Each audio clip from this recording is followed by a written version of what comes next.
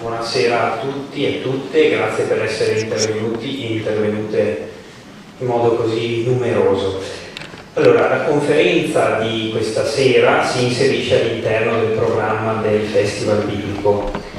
Il Festival Biblico nasce nel 2005 per iniziativa della Diocesi di Vicenza e della Società San Paolo, che ebbero l'intuizione di unire lo stile, quello tipico di un festival, al contenuto, ovvero le Sacre Scritture. Questo con l'obiettivo di rileggere la contemporaneità e i fatti di attualità con una nuova chiave interpretativa. Il festival non ha finalità confessionali, ma si propone come un'esperienza spirituale, culturale, ricca e aperta a chiunque voglia porsi delle domande. Nel corso degli anni il festival si è ampliato, accogliendo le diocesi di Verona, Padova e Rovigo, e nel 2017 si è aggiunta anche la diocesi di Vittorio Veneto e successivamente nel 2020 anche la diocesi di Treviso. Il programma del festival è così sensibilmente cresciuto, offrendo dialoghi, meditazioni, concerti, mostre, cinema, teatro, paesaggi, passeggiate e proposte nel digitale, oltre ovviamente alle conferenze. Il tutto è stato realizzato sia nella sede di Vicenza sia nelle altre sedi diocesane. Il Festival Biblico di Vittorio Veneto è promosso dalla Diocesi di Vittorio Veneto, dal Comune di Vittorio Veneto e dalla Chiave di Sofia, che qui ho il piacere di rappresentare. Prima di iniziare chiamerei sul palco l'assessore Antonella Uliana per un breve saluto. Grazie, brevissimo saluto. Intanto sono davvero convinta che il format che avete scelto di rilettura dei testi biblici con questa chiave di lettura particolare sia un modo vincente di avvicinare a questi testi un pubblico vasto. Lo stiamo vedendo perché io vedo che questo festival sta crescendo negli anni. Sono felice che la nostra città, Vittorio Veneto, sia inserita all'interno di questo circuito. Nell'edizione di quest'anno sto vedendo un numero incredibile di persone che rispetto all'anno scorso sono decisamente aumentate, quindi mi fa davvero piacere essere qui questa sera a portare il saluto da parte dell'amministrazione, che è rappresentata qui questa sera da me oggi, e anche dalla mia collega, l'assessore al sociale Antonella Caldart. Poi sono particolarmente contenta di dare un saluto al professor Vittorino Andreoli, che è la seconda volta che viene a Vittorio Veneto. La prima volta era venuto nel 2015, ricordavamo, in occasione di una mostra che era stata fatta a Palazzo Todesco su Lino Di Netto. E lo ricordavo proprio a lui prima. Mi è rimasta impressa in modo particolare una frase che lui usò in quel contesto, quando entrambi presentammo la mostra e scrivemmo anche il testo poi insieme per il catalogo. E lui disse: per me che sono abituato ad addentrarmi all'interno delle ombre del buio della mente, entrare in questa mostra, avvicinarmi all'opera di questo artista, mi mette nella situazione di un eremita che all'interno della caverna vede improvvisamente entrare la luce del sole, vede l'azzurro del cielo. Uno squarcio quindi di apertura in un mondo diverso, e credo che, lo pensavo prima, questa potrebbe essere proprio la chiave di lettura che può essere usata per questo festival biblico, l'idea di aprire nuovi mondi, nuove visioni, nuove opportunità di accostarci a dei testi così lontani nel tempo, nello spazio, ma così incredibilmente vicino a noi per i contenuti, le suggestioni e le riflessioni che ancora oggi ci possono comunicare. Grazie e buon ascolto a tutti. Questa sera partiremo appunto dal testo biblico, in particolare dal libro del Genesi, che che fa un po' da sfondo a tutti gli eventi proposti in questo festival. Un libro del Genesi che ha, tra le altre cose, nel tema del riposo uno dei suoi temi capitali. Il testo biblico, nel suo primo libro appunto, che contiene il racconto della creazione, sottolinea il bisogno di riposo, di una pausa, di uno Shabbat, necessari per ritrovare il proprio senso dello stare al mondo con rinnovata responsabilità e direi anche con una più profonda e maggiore consapevolezza di sé e del mondo che ci circonda. Ecco, questa sera affronteremo la dimensione del riposo, un nuovo senso del riposo appunto, con le parole e lo sguardo profondo e, se permettete, anche appassionato di un graditissimo ospite che è già stato accennato e introdotto, che è il professor Vittorino Andreoli, che invito a salire sul palco e che accoglierei con un applauso.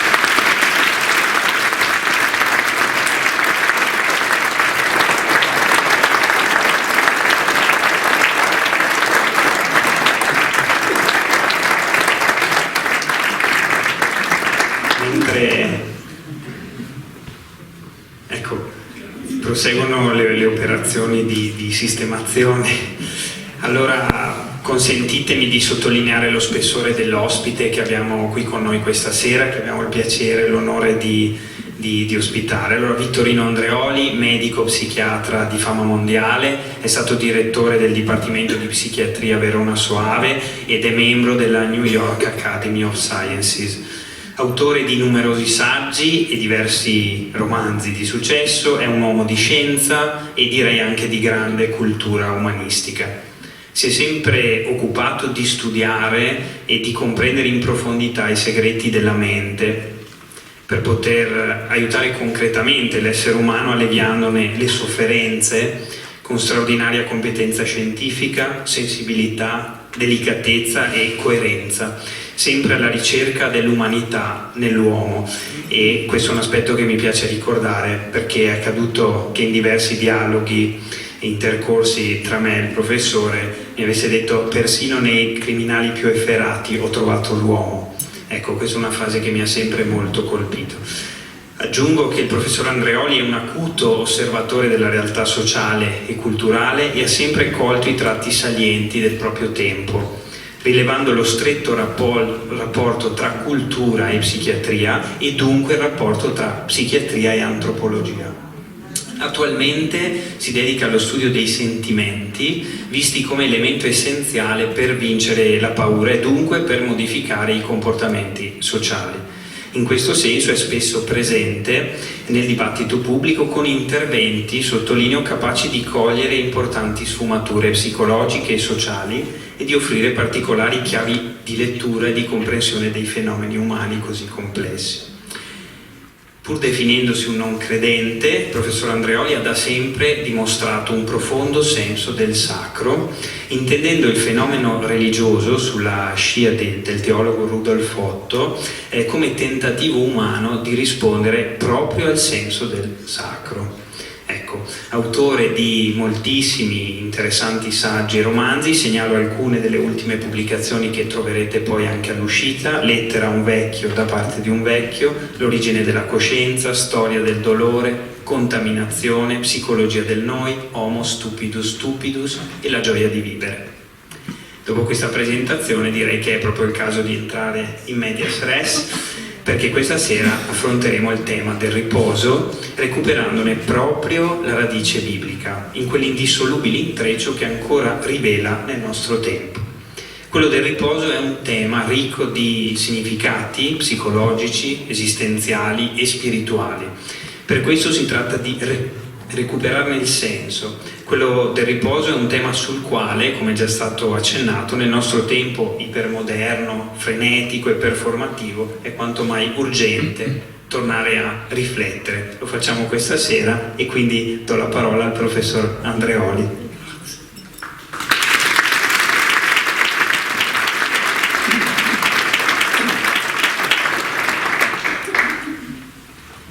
Buonasera. Grazie della vostra presenza, grazie dell'invito che ho ricevuto e che ho accettato con entusiasmo. perché il tema del riposo è un tema oggi centrale alla nostra società.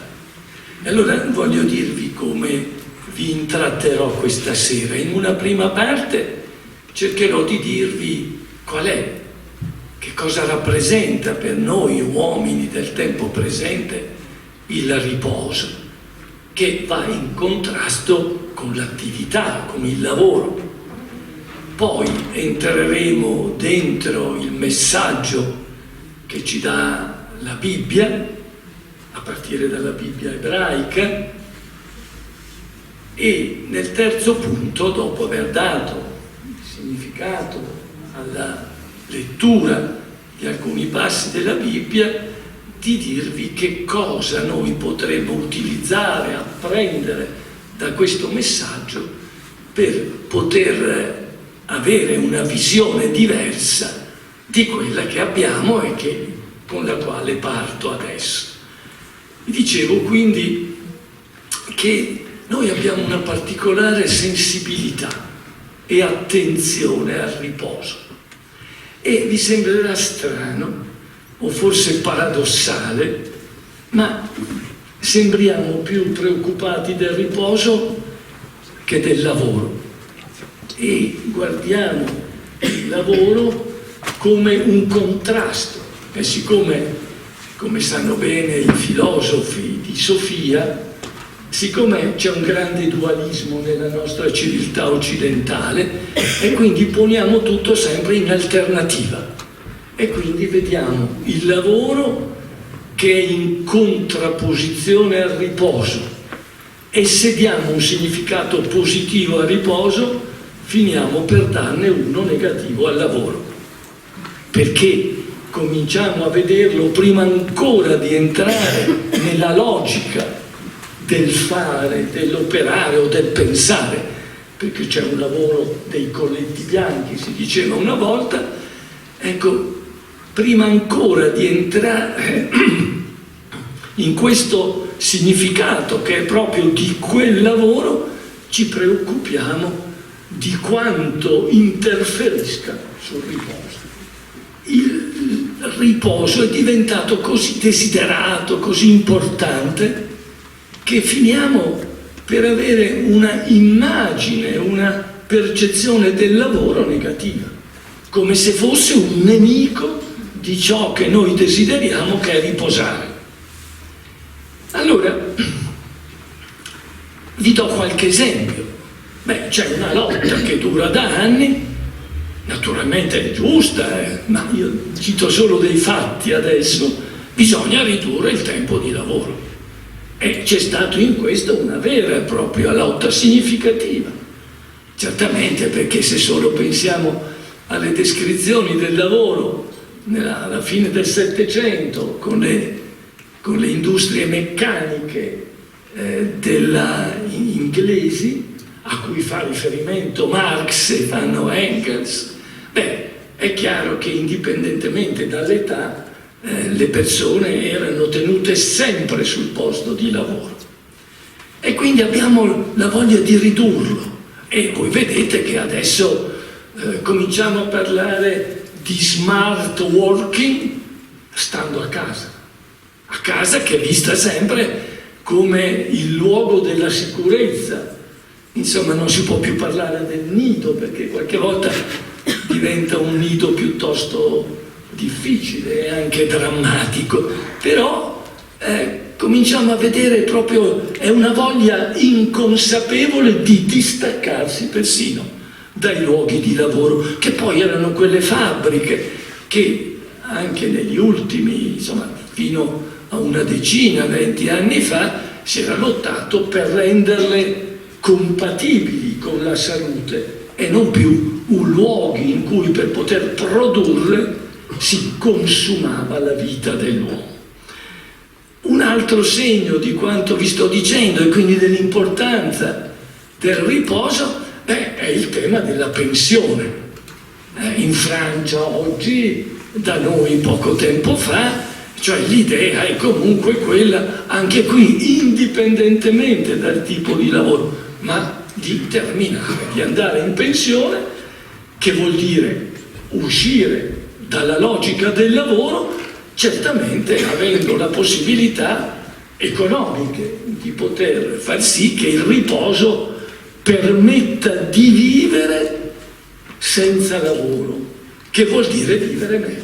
Questo è dato per scontato, anche se poi, per esempio, vedremo che esiste tutta una serie di fenomeni dovuti al pensionamento.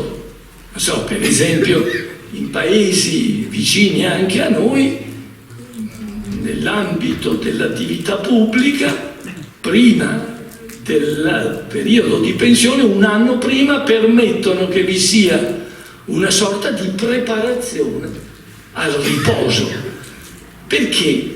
Perché è chiaro che non sempre è vero che la mancanza di lavoro significa riposo, e d'altra parte ci sono esempi di lavoro che non è considerato che sia particolarmente pesante e che quindi non abbia bisogno di riposo. E qualcuno dice: oggi bisogna stare attenti perché lo considerano da mezzo matto, dice: io che sono felice perché lavoro, insomma, state attenti a dirlo perché potrebbero ricoverarvi, insomma.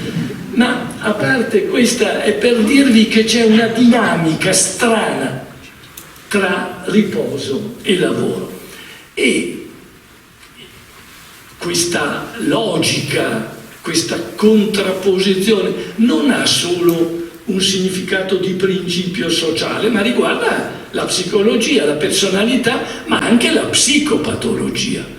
Tanto è vero che pensate al termine fatica cronica. Oggi uno dei quadri che sono più considerati è appunto la stanchezza cronica, cioè dice il professore: mi alzo il mattino che sono stanco.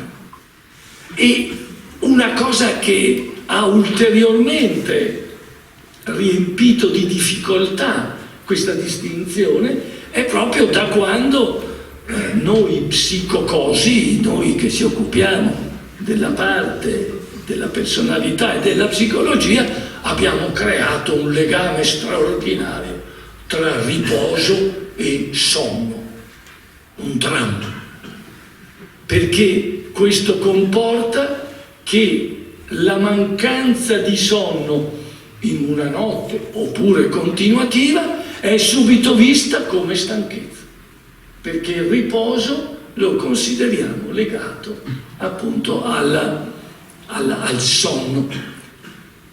Poi abbiamo distinto naturalmente una stanchezza fisica da una stanchezza psichica, e sono due diversità, perché la stanchezza fisica riguarda i muscoli e il cuore.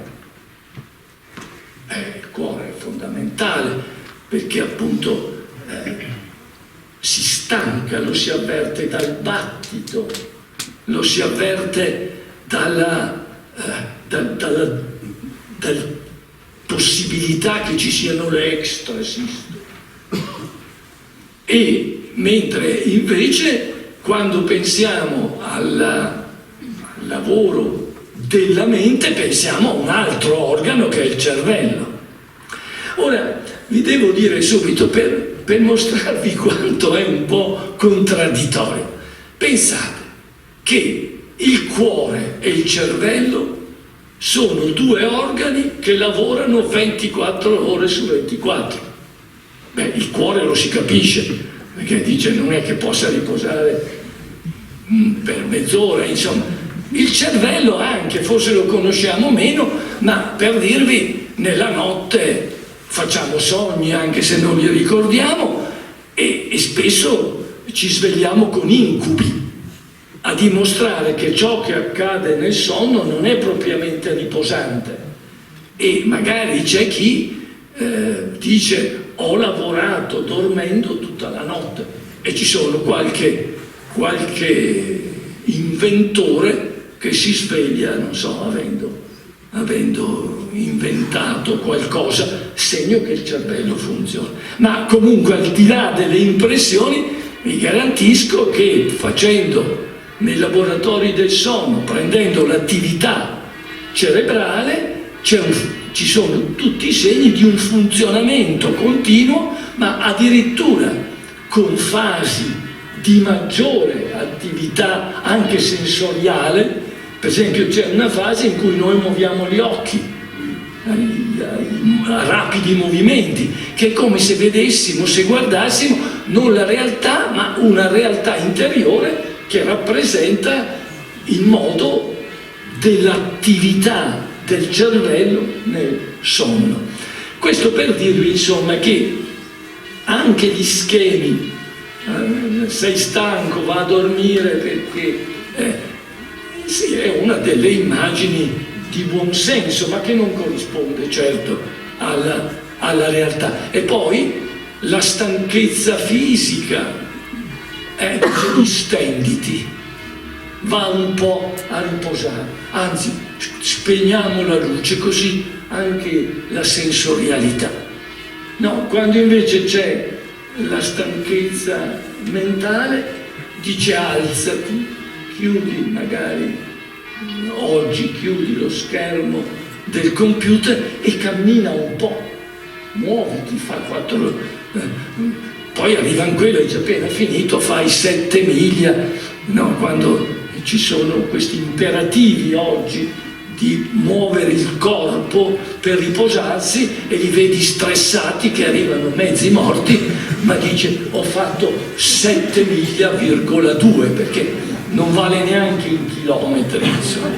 Allora, quello che voglio dire è che vedete che allora da un punto di vista il riposo corrisponde nel movimento, anzi un movimento fisico, perché sembra che in questo modo si liberi più la mente. In altre parti invece consiste proprio nel mettere a riposo la muscolatura, eccetera. Tutto questo è per dirvi che è il tema del riposo e del lavoro è piuttosto strano, è più, come dire, è più una costruzione mentale che non ha un fondamento propriamente scientifico. Però permettetemi di fermarmi solo su uno dei segni della stanchezza del cuore, è quando si parla il termine angor. Ecco, significa proprio che il cuore è affaticato e quindi il ritmo è lento, saltano una irregolarità e quindi è proprio l'impressione che si stia fermando. Ecco, e questo ha la stessa origine dell'angoscia, che contiene. E cos'è l'angoscia? L'angoscia la si rappresenta di trovarsi in un tunnel, di correre per liberarsi, ma non si vede la via di uscita. L'angoscia, l'angor vuol dire la ristrettezza, vuol dire il chiuso, insomma. Vedete quindi che anche qui la differenza in realtà tra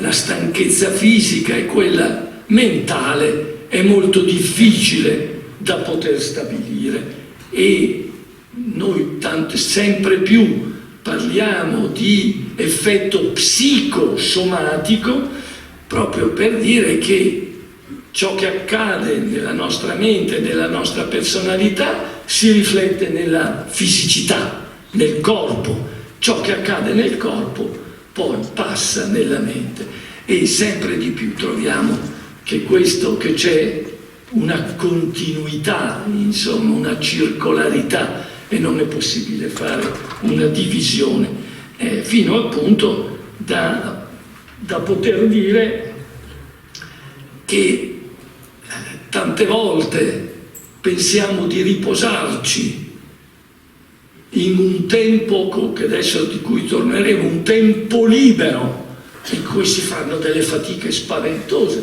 dal punto di vista fisico. Dice sto preparandomi per la maratona e allora per riposarmi vuol dire stress muscolare, vuol dire produzione di quantità enormi di neuromediatori, della noradrenalina, dell'adrenalina. Insomma, sono vere e proprie situazioni di sforzo al limite. No, insomma, come quello dice, adesso ho finito di lavorare e adesso faccio, non so, vado fino qui dopo, fino a me, fino sui monti e poi torno giù in bicicletta, insomma. Quindi ci sono delle condizioni di stress fisico che rappresentano, come si dice, dei momenti di relax.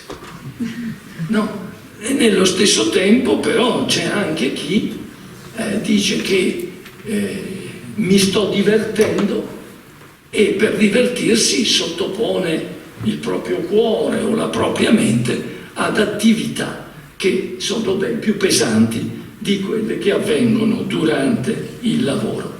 Io ricordo molto bene che negli anni 60, inizio anni 70, ci fu una grandissima discussione che aveva visto la trasposizione del problema del riposo, che era stato chiamato tempo libero. E il tempo libero, quindi che diventava il riposo, era contrapposto, allora si chiamava non più la fatica, ma tempo di lavoro. E si era proprio diviso questo e si discuteva come organizzare il tempo libero. Erano gli anni in cui si parlava allora di boom economico e che quindi cominciava a proporsi la disponibilità di un tempo da consumare, insomma, e allora c'erano gli organizzatori del tempo libero. E allora voi capite che la storia tra stanchezza e bisogno di riposo veniva coniugato questa volta secondo la dizione libero o lavoro, cioè libertà o perdita di libertà. Insomma, mi pare che da questo scenario credo che venga fuori che, e ricordo che in quegli anni io facevo parte di un gruppo che si occupava di studiare come progettare il tempo libero, perché se uno si diceva adesso sei in tempo libero e non sapeva cosa fare, entrava in angoscia da mancanza di lavoro.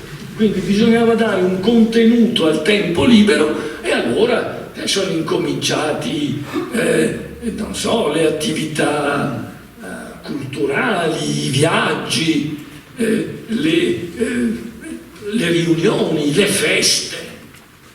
Non so, insomma, oggi abbiamo per esempio, sempre per stare nel tempo contemporaneo, che oggi abbiamo, pensate ad un bambino di 9 anni che è in una scuola, supponiamo con 27 amici, 30, e che deve andare in un anno a 30 feste di compleanno e poi deve organizzare la propria. E poi pensate che non è possibile, come deve fare qualche cosa. Appena finito la scuola, le madri lo prendono, lo portano subito a seconda dei gusti, non so, a far scherma, non so qua quali siano le abitudini, insomma, ma qualsiasi cosa che fa anche l'amico, che fa. E quindi c'è chi alle 7 gioca va a giocare a pallavolo, non so, venendo dalle 6 da dove ha fatto ginnastica e forse anche un po' di judo alle 8, insomma, perché adesso bisogna che si sappiano difendere, insomma. Poveretti vengono a casa scusate, vengono a casa da ore di scuola e siccome comincia il riposo vengono stressati da queste madri che corrono e poi vengono anche le madri stesse, dice il professore non ce la faccio più, perché per far riposare i miei figli, che ne ho 2, non sono più capace, non dormo neanche la notte e quindi c'è questo da. Allora, ecco il tempo libero.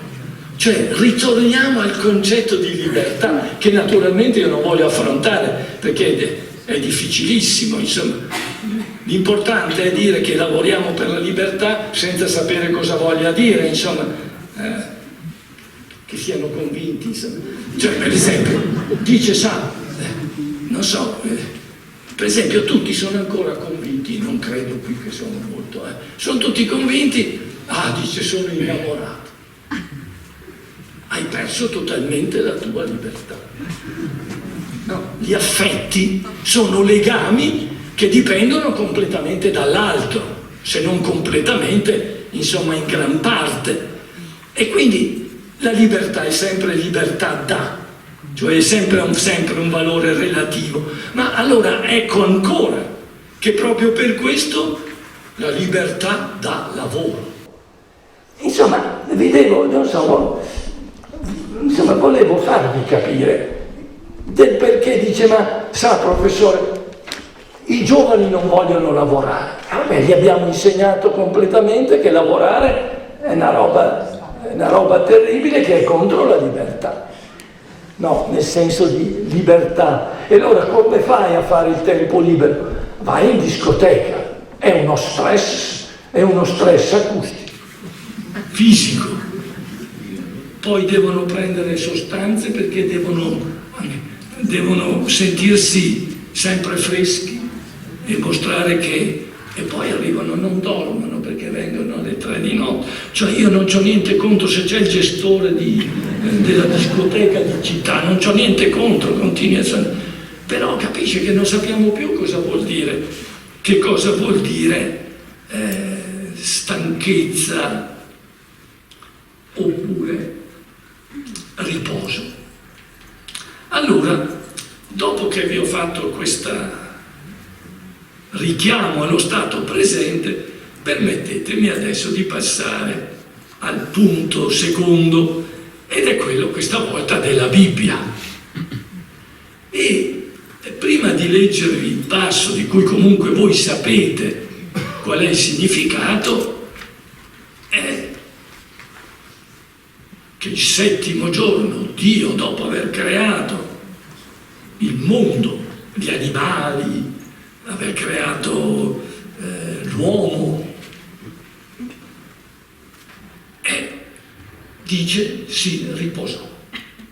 E non è che ci aiuti subito a capire che cos'è il riposo, perché si comincia a dire ma che cosa, ma Dio non si può stancare. E allora si riposa da che cosa? Non ha corpo. Allora tutto quello che abbiamo definito come stanchezza fisica, quella stanchezza mentale non ce l'ha, perché insomma noi abbiamo un cervello magnifico, insomma, ma perché lo confrontiamo con gli altri animali, fra l'altro insomma declassandoli perché pensiamo che non abbiano cervello, mentre ce l'hanno, insomma, ecco. Ma allora, ma certo che rispetto a Dio, e quindi allora che cosa è il riposo per la Bibbia? Dovete però permettermi, io non sono un esegeta, anche se mi porto via gli argomenti, noi ci riferiamo alla Bibbia masoretica, che è quella ebraica, che non è la prima Bibbia. La prima Bibbia, forse ne avete già parlato, ma permettetemi di richiamarlo in maniera sintetica, perché bisogna collocarla nel tempo. La prima Bibbia è la Bibbia che si chiama la Bibbia dei 70, che risale al III secolo prima di Cristo. Si chiama dei 70 perché è un testo che è stato tradotto in greco dall'ebraico da 70, anzi 72 sapienti che allora il re egiziano designò per tradurre il contenuto biblico presso gli ebrei di lingua greca. Questa quindi è quella che è la più antica, ma quella che viene usata quando oggi parliamo di ebraica è questa qua, che è la Bibbia masoretica, perché e che ha un'origine più tarda di 4 secoli, insomma, e quindi si pone tra il primo secolo avanti Cristo come raccolta, come scrittura, e va fino più avanti, perché raccoglie non solo i testi originari, ma anche i testi dei Talmud, che sono proprio le aggiunte dei rabbini, quindi sono delle aggiunte storiche. E questa è appunto la Bibbia che nasce, che quindi raccoglie dei libri che prima erano ritenuti racconti orali, quindi si passa da una Bibbia orale ad una Bibbia scritta, ed è questa la Bibbia di riferimento. Però poi c'è la Bibbia cristiana, che naturalmente ha una parte che è molto nuova, perché è quella che ha i 5 nuovi libri, che sono i 4 Evangeli e poi l'Apocalisse di Giovanni, e che non c'è in quella ebraica, perché come voi sapete gli ebrei non hanno riconosciuto il Messia come colui che si aspetta e che deve venire, ma lo aspettano ancora, insomma c'è una attesa del Messia, mentre invece per i cristiani non solo è il Messia, ma non come profeta, ma il Messia come figlio di Dio. Questa Bibbia, anche questa Bibbia ha un riferimento preciso, si chiama Bibbia di Gerusalemme, perché risale a circa 70-75 anni fa ed era stata scritta da un gruppo di domenicani francesi ed è diventata la Bibbia sempre sulla base di quella, ma anche greca oltre che ebraica, ed è quindi quella di riferimento. La CEI, che è il Consiglio Episcopale Italiano, legge ogni tanto su questa Bibbia, porta delle modifiche, e una recente risale ad una decina d'anni fa, in cui proprio i vescovi italiani hanno ritenuto di dare delle modificazioni, delle interpretazioni.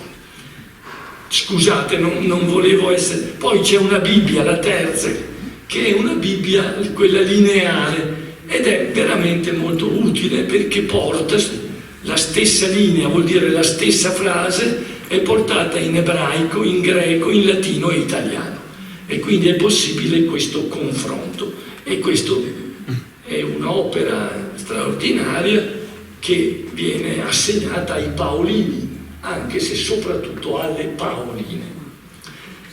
Scusate questo richiamo, ma è per dirvi, ma è la base per dirvi, ma questo libro, questa Bibbia, a che periodo si riferisce? Cioè è scritto in quel periodo, ma a quando si riferisce? Cioè quando incomincia il racconto orale? E qui c'è un punto che vi devo dire, è molto importante, per capire che il Genesi, che è uno dei libri fondamentali, è proprio racconta ciò che era nella visione ebraica, che risale a 8.000-9.000 anni fa. Allora, tu dimmi se sono stato chiaro. Allora, il racconto biblico si riferisce alla visione raccontata oralmente 8-9.000 anni fa. I testi sono stati scritti, prima quello dei 70, la Bibbia dei 70, della Bibbia dei 70, poi con la Bibbia masoretica, che è quella che oggi usano. E questo viene scritto poco prima della venuta, insomma, della venuta di Cristo, e si protrae per secoli dopo, ed è in continua modificazione, insomma. Però allora andiamo per un momento alla descrizione. Che cosa descrive il Genesi? Ecco, questo è interessante. Descrive la popolazione ebraica appunto nel circa 8.000-9.000 anni fa, ed è un momento storico importantissimo, perché è il momento in cui antropologicamente l'uomo passa dal nomadismo all'agricoltura. In quel momento ciò avviene, questo passaggio fondamentale per raccontare la storia dell'uomo avviene nella Mesopotamia, in quella che si chiamava la semiluna fertile. La Mesopotamia è il luogo tra Tigri e Eufrate, due fiumi di grande importanza, di grande portata, che avevano reso questo terreno molto fertile, e quindi le popolazioni da qui finiscono con il periodo, il nomadismo, che voleva dire andare a cercare l'alimentazione dove c'era, ma qui cominciano appunto a coltivare la terra, proprio perché è molto fertile. In questa semiluna siamo nella zona tra Iraq, Palestina, e che confina con l'Egitto, dove c'è un altro grande fiume che è il Nilo.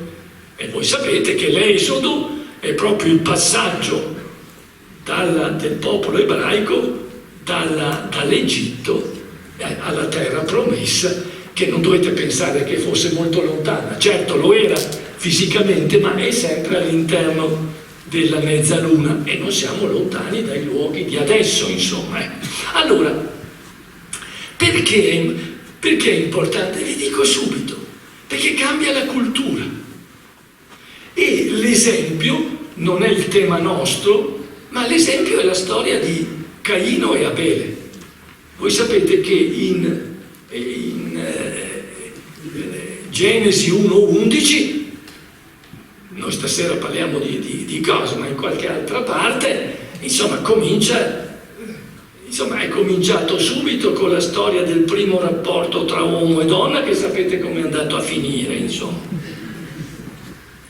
Poi si arriva anche a quello dei due fratelli, di Caino e Abele. Ma è bello in senso culturale, insomma, è bella l'origine di questo. Perché Caino uccide il fratello Abele, che è buono, che è amato dal Signore, da Yahweh, che è accogliente? Ma allora c'è un passo in Genesi 4:3-4 in cui dice: Abele fu pastore di greggi. Quindi è il nomadismo che contemporaneamente porta ai greggi, insomma, cioè il nomadismo era una sorta di continua trasumanza alla ricerca di terreni fertili, che erano non solo per l'uomo ma anche per i greggi. Mentre Caino era agricoltore. Allora vedete che è proprio il Genesi si riferisce storicamente a quel periodo 8-9 mila anni prima di Cristo, in cui scomincia quella che si chiama la stabilitas loci, che è un termine che usano anche nei monasteri, nel monachesimo, come sai, ma che vuol dire che non vanno più, non cambiano più luogo, ma costituiscono in quel luogo e abitano in quel luogo. E allora ecco che cosa succede? Abele fu pastore di greggi e invece Caino agricoltore. Una volta, leggo il testo biblico, una volta Caino portò dei frutti della terra come presente al Signore, vuol dire in sacrificio, cioè donò i frutti della terra come offerta al Signore. Abele portò dei primogeniti del suo gregge e delle loro parti più grasse. Insomma, c'è una vecchia definizione che ricorda che Caino portò le erbe, portò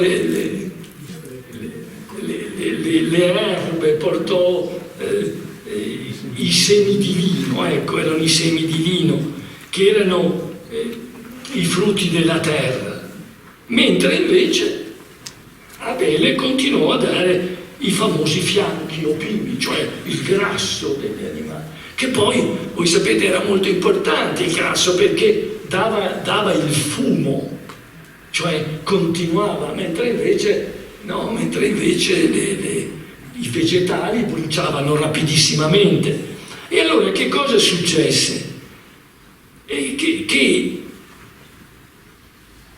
Yahweh gradì l'offerta di Abele, ma si lamentò e rifiutò l'offerta di Caino.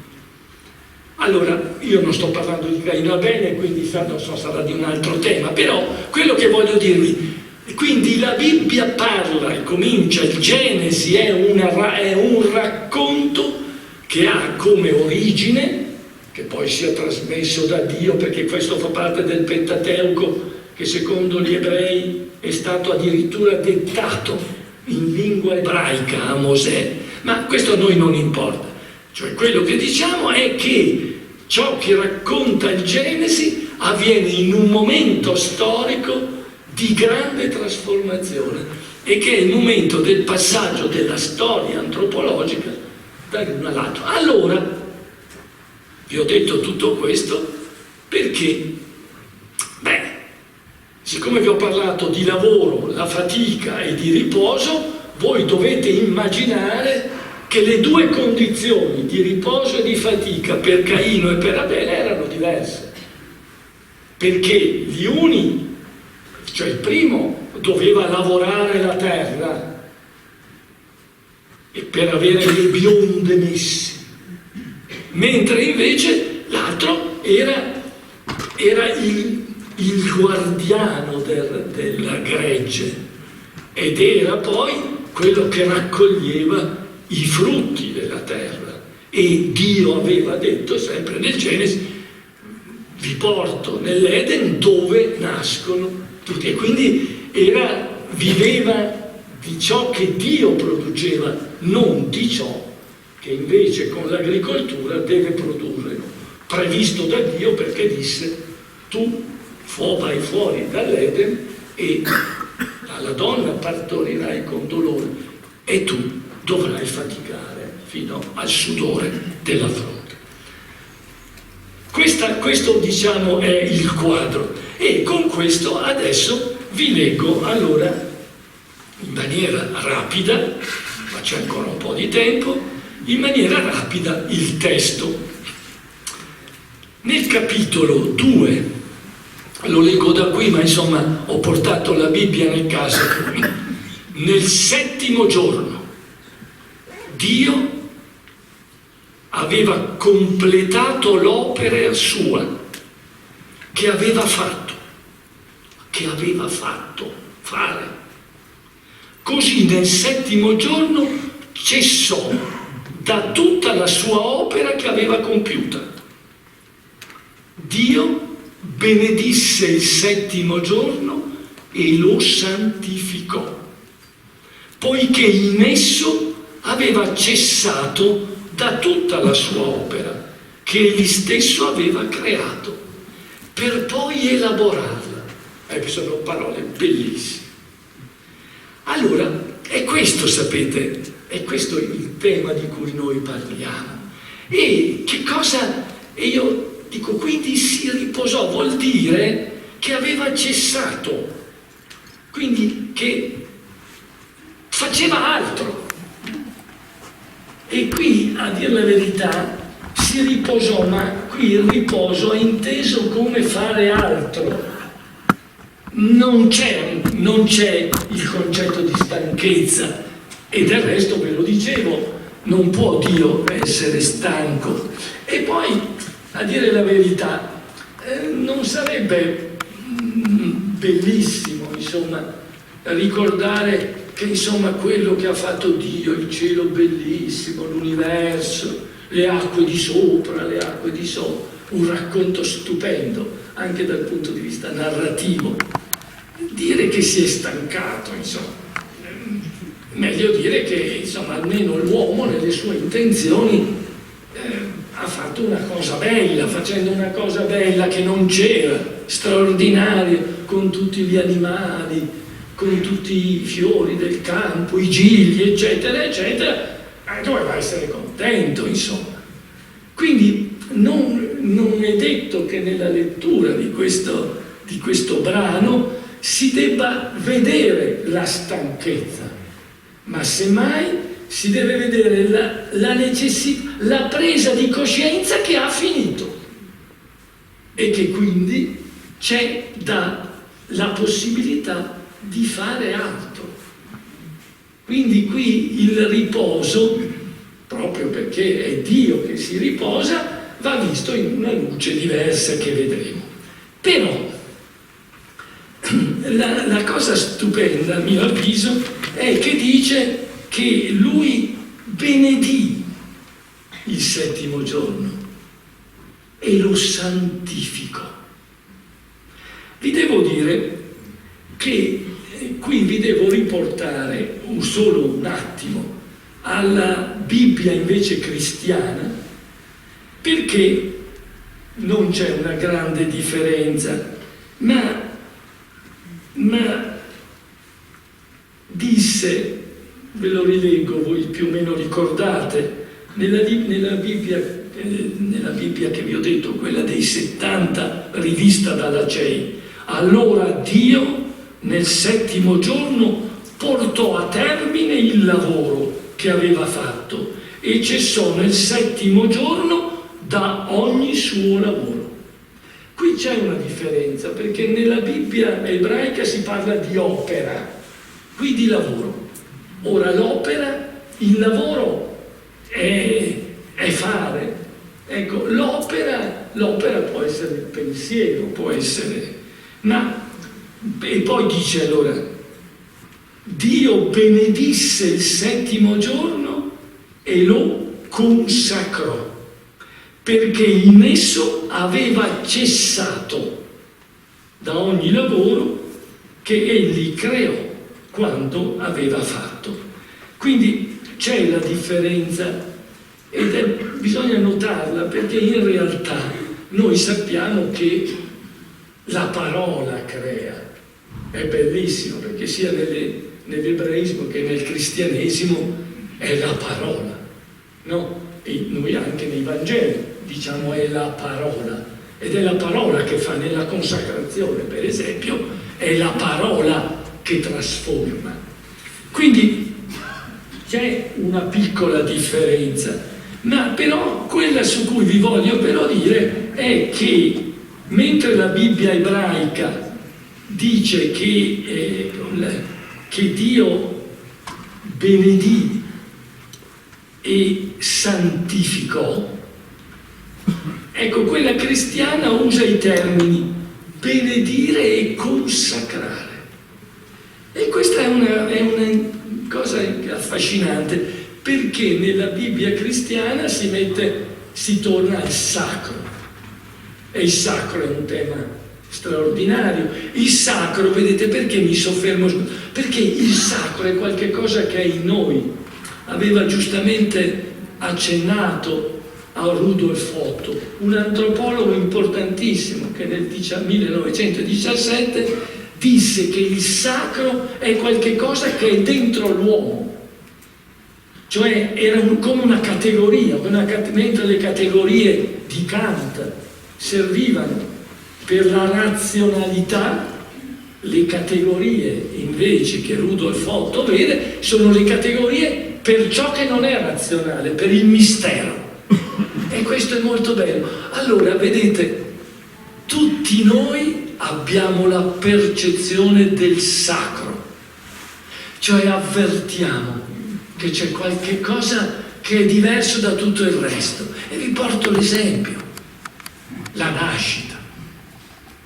Pensate ad una donna che genera un bambino. Noi oggi diciamo che c'entra anche l'omuncolo, ma poco, insomma, è poi una scoperta tarda, anche qui che risale a quel periodo. Quindi, voglio dire, e questo è sacrale, è sacro, perché dopo che Dio ha creato, la donna. Ed ecco perché nelle discussioni sulle parità di diritti, su cui non c'è da discutere, devono essere pari. Ma la donna è diversa, non sul piano sociale, ma è diversa prima di tutto anatomicamente, ma è diversa perché rappresenta questa funzione del sacro, che è dare la vita. Io sono medico e per quante spiegazioni abbiamo, per quanto conosciamo adesso come sono fatti anche i geni, il genoma, ma è di una complicazione che è al di fuori, che entra proprio nel mistero. E allora ecco che è bellissimo dire che noi percepiamo il sacro. Poi il sacro lo percepiamo con la perdita, con la morte. La morte potete definirla come volete, ma la morte rimane un mistero. E ve lo dice oggi una persona che fa di mestiere, si dedica all'attività scientifica, vuole scientificizzare il comportamento dell'uomo, soprattutto per chi si occupa di matti come mi occupo io, termine che uso con molto affetto. Allora è bello dire che noi abbiamo una percezione del sacro e che le religioni, tutte quelle qualsiasi siano, danno una risposta al sacro e può essere diversa da cultura a cultura. E quindi ecco il rispetto per l'ebraismo, ma nello stesso tempo rispetto e amore per una cultura che è quella che nasce con quell'uomo, vero uomo, che è Gesù di Nazaret. E quindi, ecco, noi tutti, voi tutti percepite il sacro. Poi potete essere, come dire, seguaci di una religione, ma però il sacro. E ci sono cose, la vita è sacra. Non è possibile mancare di rispetto alla vita. Non è possibile non dare peso al significato della morte, al lutto. Pensate al mistero, alla perdita di una persona cara che però voi introiettate dentro di voi e continua a vivere nella vostra memoria. Questo è un processo sacro. Quindi è interessante che il concetto di sacralità sia sottolineato in modo particolare dalla Bibbia cristiana, che è diversa, che può contare su quei 4-5 libri, sui 5 libri di cui abbiamo. Adesso però vi ho letto solo 3 o 4 righe, cioè il nucleo, però bisogna vedere cosa la Bibbia ebraica, in questo caso anche cristiana, qual è il contenuto che dà al fatto di usare, di come vivere il Sabbat, lo Shabbat, cioè il giorno del riposo. E qui bisogna vedere altri passi della Bibbia, e io ve ne leggo solo di un paio. Nell'Esodo, che voi sapete è l'altro grande libro del Pentateuco, si dice, capitolo 20, versetto 8, fanno così quelli che... Ricordati del giorno di sabato per santificarlo.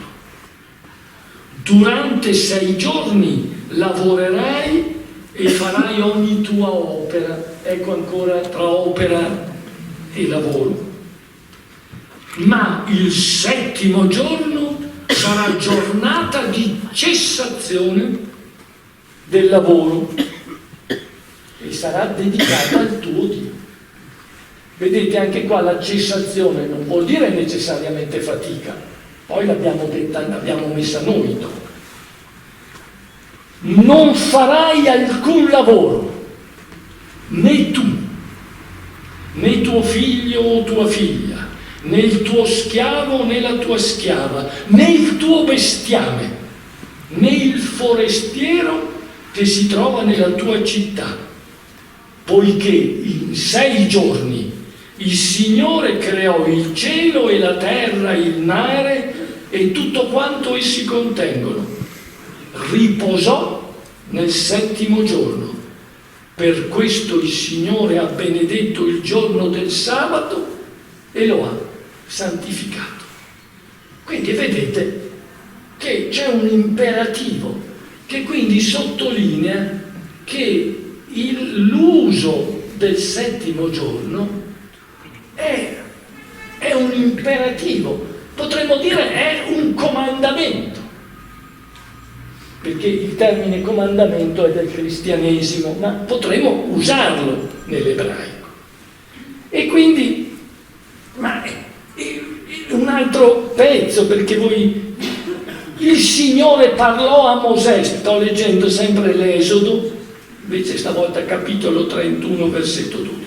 Il Signore parlò a Mosè. Vi dicevo che in questa Bibbia si ritiene che Dio abbia parlato direttamente a Mosè e quindi con il compito che poi Mosè doveva dare al popolo, mentre voi sapete la grandezza, la diversità del cristianesimo è che è un evento straordinario, lo dica al vescovo che è su nel castello che ho detto, perché Cristo mantiene un rapporto con ciascuno di voi e ciascuno di noi, quindi non c'è la mediazione, ma però Cristo Gesù va direttamente e quindi il rapporto è individuale.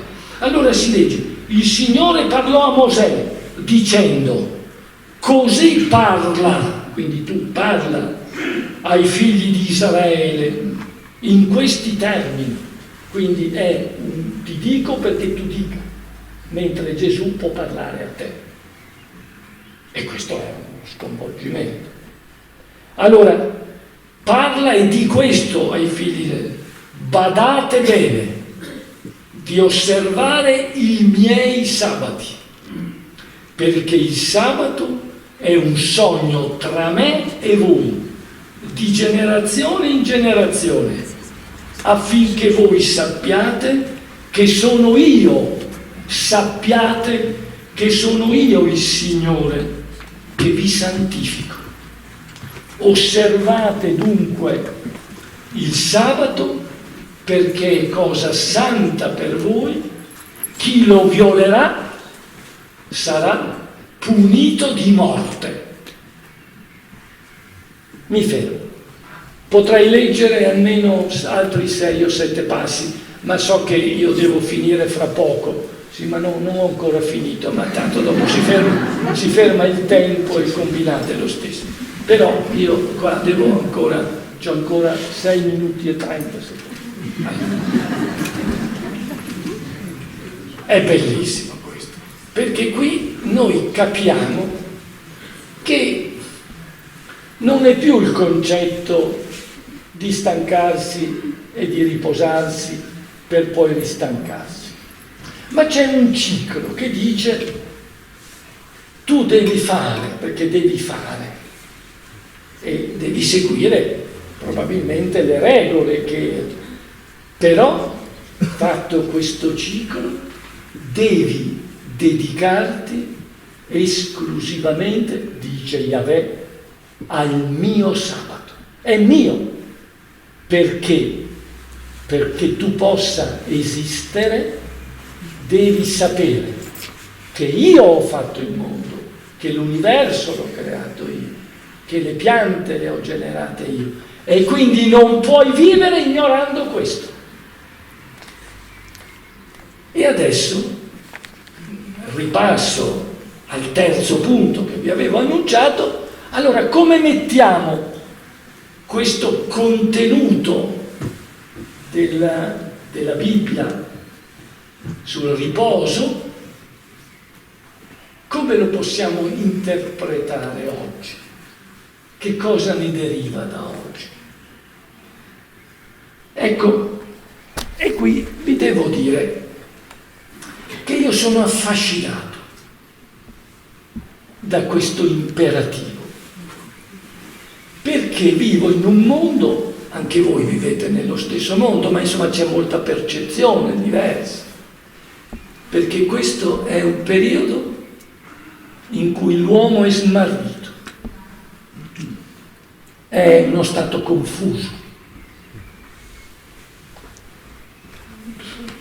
Tanto è vero che io ho ritenuto in uno dei miei scritti che insomma chiamare l'uomo di adesso Homo sapiens sapiens, due sapiens insomma, e ho proposto di essere più realista e chiamarlo stupidus stupidus, che non è un'offesa. Voi sapete che io non offendo mai, perché semmai, anche se dico a qualcuno lei è deficiente, non è un'offesa, è una diagnosi.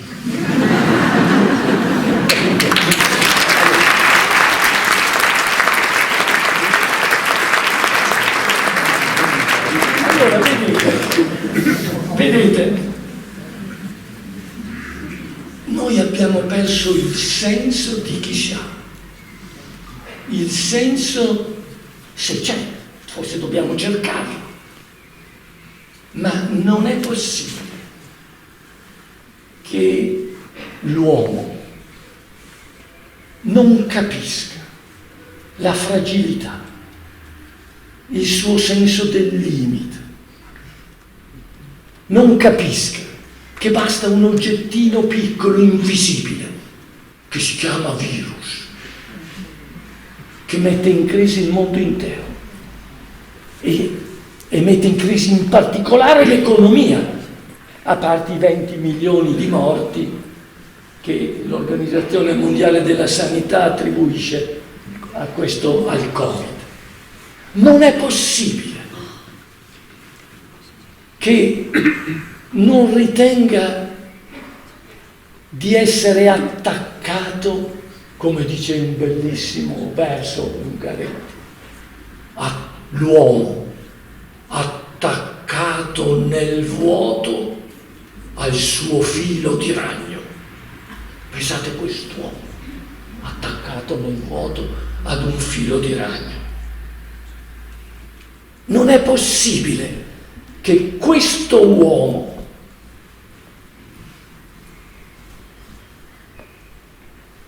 possa giungere per una paranoia, che è una patologia di mente a cui però non ho accesso per curarla perché non mi chiama, che quindi un paranoico, e ce ne sono, adesso ce n'è uno molto grande, ma ce ne sono non a Vittorio Veneto, ho capito, ma ce ne sono, eccetera. Allora, che non è possibile che si ritenga di poter dominare il mondo, non è possibile che dominino ancora le guerre. Io sono nato in un dopoguerra che pensava che non ce ne sarebbero mai state più, almeno questo. Allora, questo è l'uomo di oggi, è l'uomo che non ha capito, che ha perso il senso della propria limitatezza, ha capito, c'ha un io gigantesco, sono tutti onnipotenti, no? Siamo tutti narcisisti. Che bello, dovete guardare, perché guarda che bello, guardate gli intellettuali. Lei lo sa che io non sono intellettuale, no, mi occupo di affetti, quindi e non posso vedere gli intellettuali, su questo non li avevo mai visto. Allora, vogliamo chiederci che senso ha. Allora io dico che non è possibile che vediamo La domenica. La domenica, io amo la domenica, perché voi sapete la domenica è il giorno del Signore, però ricorda la domenica, la resurrezione, che è il fondamento della cristianità, e quindi non si lega al Genesi, però io sento ancora la nostalgia delle campane, ma non di quelle che si marca il bottone, no, delle campane che si tirano. Quindi è un giorno del Signore. Ma che cosa facciamo in realtà? Dobbiamo fare, se ci rivolgiamo al Signore è perché ci risolva un po' di problemi o economici o fisici, cioè è la preghiera rogatoria, che vuol dire domandiamo al Signore. Come si fa? Signore Saduna dice no, questo dovete in questo giorno immaginare che c'è qualcuno che si chiama Yahweh, si chiama Dio, e che ha fatto non solo tutto quello che voi vedete, ma che ha fatto anche voi. Ed effettivamente su questo, se un paranoico riuscisse a capire questo, e di solito quelli che curo lo fanno, insomma, ma le ripeto, no, mi sono proposto, ma guardi che i paranoici non sono solo quello che lei pensa, e non faccio il nome, ma per esempio faccio sempre il nome di un certo Zuckerberg, quello che adesso vuol fare il metaverso, no? Insomma, è uno che un giorno gli dicono: ma signor Zuckerberg, come sta? Bene. Dice: ma guardi che ho saputo che lei ieri ha perduto, le sue azioni hanno perduto 10 miliardi di dollari. E dice: non me ne sono accorto.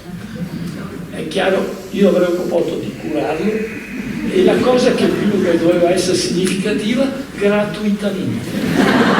L'importanza delle ferie, la vacanza. Pensiamo per mesi a come facciamo le vacanze, poi pensiamo di andare in tutti i cosi, poi questa è la fase programmata, poi andiamo in vacanza, volevamo tutti andare alle Seychelles e andiamo tutti a Rimini, che è un bel posto.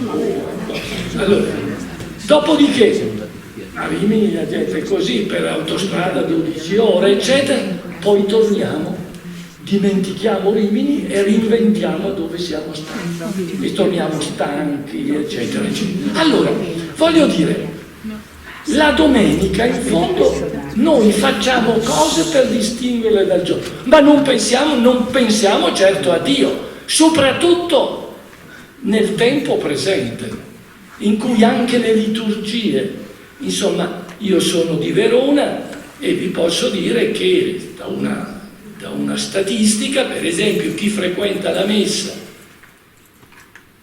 20 anni fa, 30 anni fa, a Verona era il 95% delle famiglie, adesso sono giunte al 16%. Questo io non voglio criticare, è un dato, ma per dire che non è solo, però, non è solo nella Bibbia, non si richiede solo di dedicarsi al Signore per dire Signore ho bisogno. Ed è vero che abbiamo bisogno, però volete che il Signore non lo sappia? Allora, e poi abbiamo i santi, non solo Lui, perché effettivamente sarebbe tanto troppo da fare, e sarebbe la volta che si stanca. Allora, la cosa, perché non dobbiamo pensare a ciò che Dio ha fatto, a perlomeno a ciò che c'è? Dice, ci pensano i fisici. 13 miliardi,8 milioni di anni fa è stato il Big Bang. Vabbè, ma chi ha fatto il Big Bang? Chi c'era prima del Big Bang? Insomma, c'è bisogno. Ecco, e questa è la conclusione. Mi pare che dallo Shabbat noi dobbiamo pensare all'uomo come creatura di qualcosa che non si è fatto, che è dentro un universo. Dopo date le conclusioni, date le definizioni che vogliamo, ma almeno pensiamoci. Questo mi sembra che sia l'invito, perché non è più l'invito nel dire la domenica mi riposo, perché Vi ho detto all'inizio, ci può essere un riposo in cui avete fatto 300 km e avete impiegato 15 ore di autostrada, non vi siete certo riposati.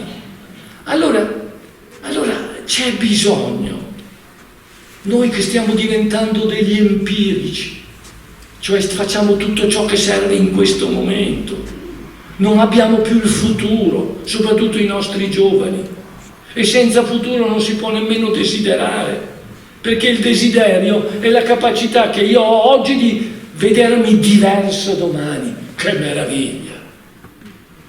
Ecco, è la capacità di stare insieme, di creare una comunità, di stare con l'altro, ma non perché dico per l'invidia, per copiare, imitare, ma per chiederci che senso ha il fatto che io fatico, che io faccio, che senso ha l'esserci, cioè il poter constatare che io anche qui, che io sono legato a Caio, a Tizia, e quindi anche l'amore, che senso hanno?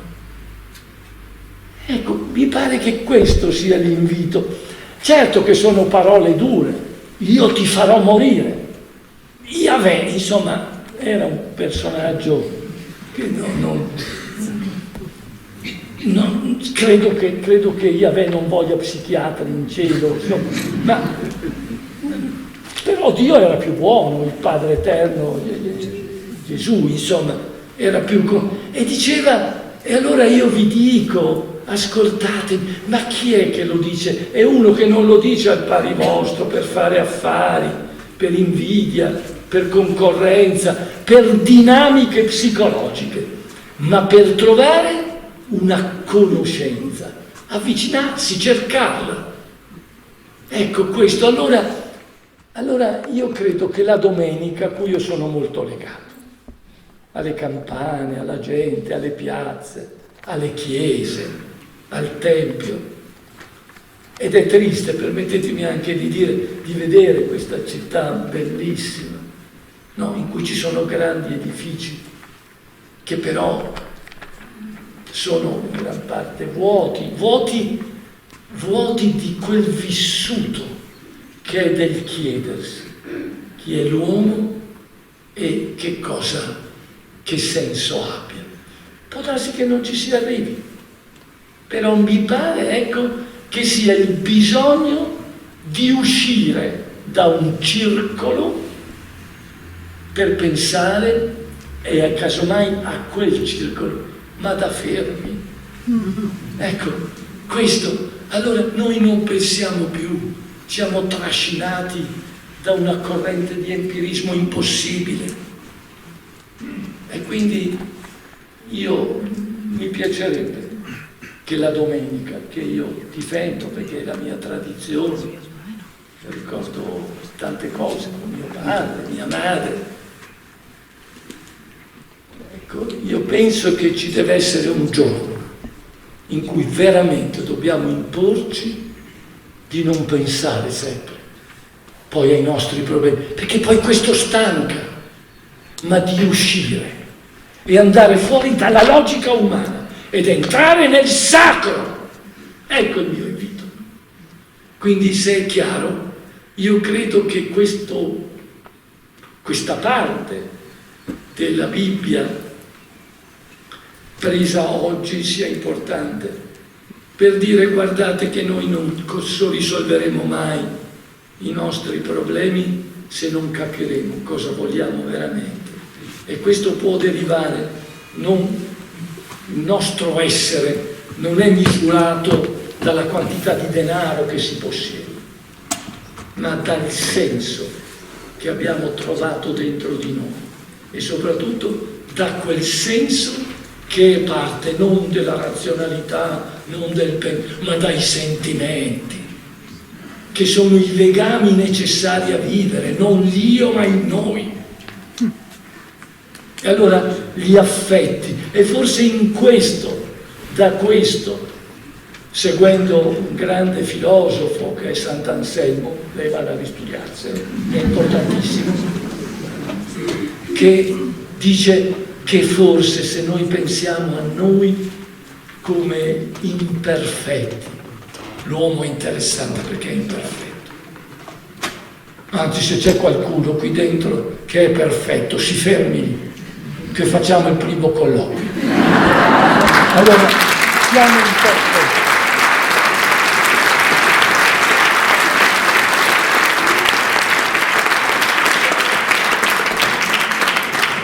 Non vale, allora dobbiamo trovare una modalità per porci le domande che poi sono all'origine della nostra cultura, che è più tarda, ma però che è bello sapere che ha risentito anche dell'ebraismo, lei lo sa bene, anche gli Esseni erano parte della Bibbia masoretica. Quindi pensare a un significato che è quello dell'uomo, e la nostra società parte con il famoso Gnotissa o Newton, conosci te stesso, il socratico. Ecco, siccome è passato tanti anni, e qua siete anche voi filosofi, certo c'è anche quello della banca che però era occupato ad andare a... dica che è un peccato che sia andato via perché ho parlato di soldi, glielo dico. Allora, dice, sa, poi l'ha detto il professor Andreoli che ha 83 anni, ma che lo diceva quello che pensava fin da 2 mesi. Allora, correggiamo, dicendo conosci te stesso, quindi per relazionarti meglio con l'altro. Grazie.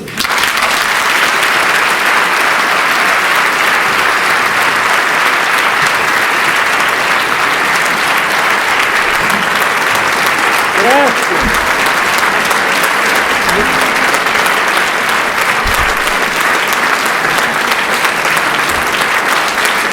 Vi voglio bene. È un po' difficile inserirsi adesso dopo un incontro così intenso e soprattutto di fronte a un pubblico così ampio e attento a quanto noi abbiamo regalato, ma mi sento di dire che ci siamo stati questa sera, questo esserci profondi l'uno per gli altri. Questa sera l'abbiamo realizzato con questa platea. Io volevo ringraziare veramente ciascuno di voi che rendete possibile e vivo questo festival biblico, e in particolare mi premeva ringraziare anche chi con me organizza questo festival, la Diocesi di Vittorio Veneto, il Comune di Vittorio Veneto, la Chiave di Sofia che qui rappresento, e tutti i volontari che a diverso titolo ci aiutano a organizzare questi eventi. Sapete, è un po' una fatica organizzare di questi tempi la cultura, ma noi ci crediamo davvero e questa ne è un po' anche la prova, e quindi mi sentivo di ringraziare anche, oltre a Banca della Marca che ha sostenuto questo specifico evento, lo devo dire. Ho portato via 2 posti a persone che sono rimaste fuori. Ecco, allora